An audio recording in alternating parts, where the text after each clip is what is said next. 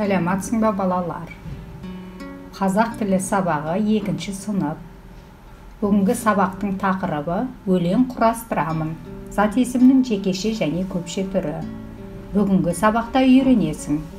Мәтін мазмұны негізінде тірек сөздерді пайдаланып, шағын өлең жолдарын құрастыруды, зат есімнің жекеше көпше түрін ажыратуды, көптік жалғауларын дұрыс қолдануды үйренесің. Мына критерийлер арқылы сабақ соңында өзің бағалайсың.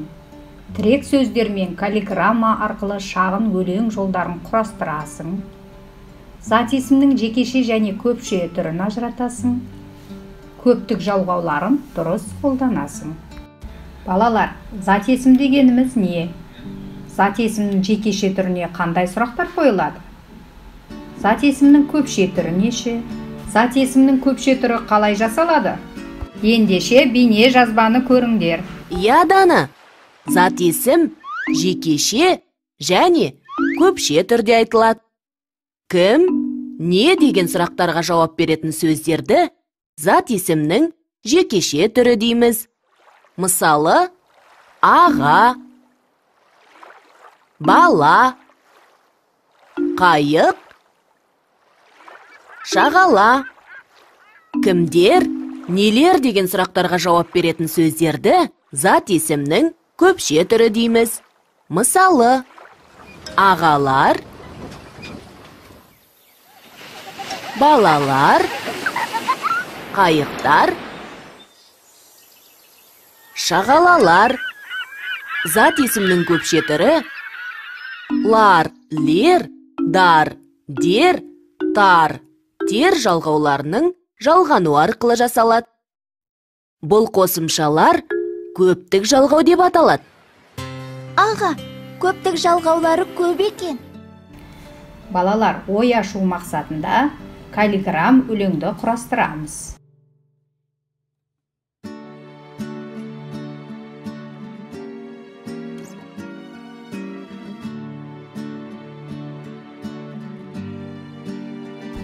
Каллиграмм өлеңді бұлай құрастырғандарыңа сенімдімін. Тақырыбы сиыр. Талпақ танау сиырлар, айран сүттің иесі, зеңгі баба өсірген бұзаулар төлдің төресі. Байқағандарыңыздай сиырлар, бұзаулар сөздері көптік жалғаулары жалғанып, зат есімнің көпше түрінде айтылып тұр. Балалар, тапсырма сендерді қызықтыра алды ма? Ендеше зат есімдерді жекеше және көпше түрде қолданып, мына тапсырманы орындап көріңдер.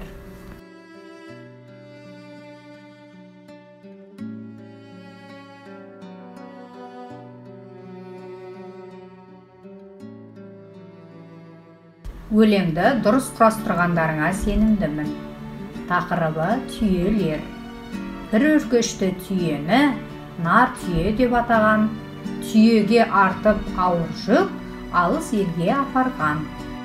Түйелер сөзі зат есімнің көпше түрінде.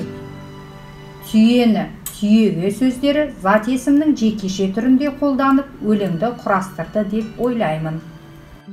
Ұйқас сөздерді пайдалана отырып, төрттілікке байланысты өздерің ойлан тап тапсырмасын орындаңдар.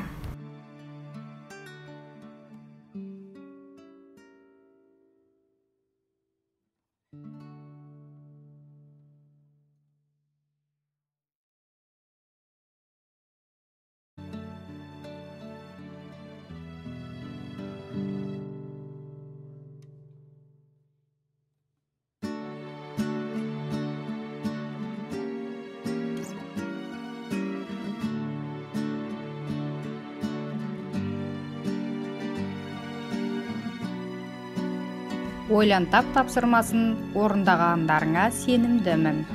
Енді суреттегі төл атауларын көпше түрде атап көрейік.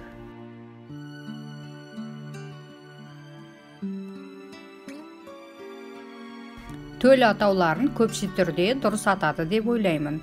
Қозылар, лақтар, бұзаулар, құлындар, боталар.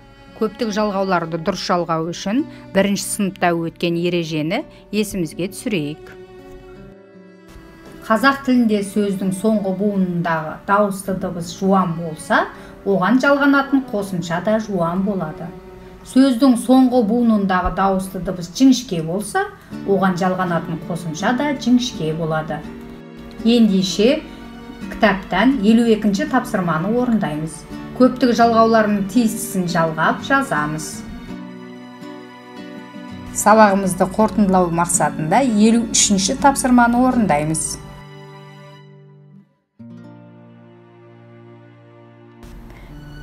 Балалар, орындаған тапсырмаларыңды есепке ала отырып, бағалау шәкілі арқылы өз ұпайларыңды есептеңдер.